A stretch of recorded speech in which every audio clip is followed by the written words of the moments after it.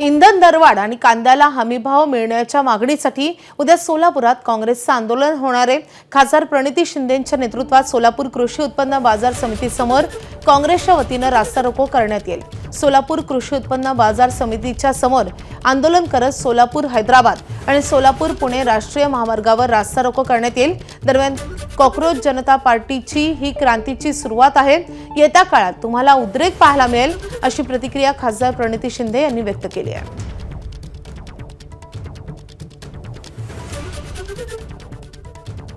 कांद्याचे भाव घसरतायत, पेट्रोलचे भाव वाढतायत, डिझेल आता पेट्रोल पंपवर बंद करण्यात आलं आहे असं मला आज बरेच शेतकऱ्यांचे फोन आले। काही ठिकाणी त्या ठिकाणी फक्त 500 रुपये 2000 रुपयाचं डिझेल भरण्याची परवानगी देत आहेत। त्यासोबत खत पण त्या ठिकाणी बंद शेतकऱ्यांना मिळत नाही आहे।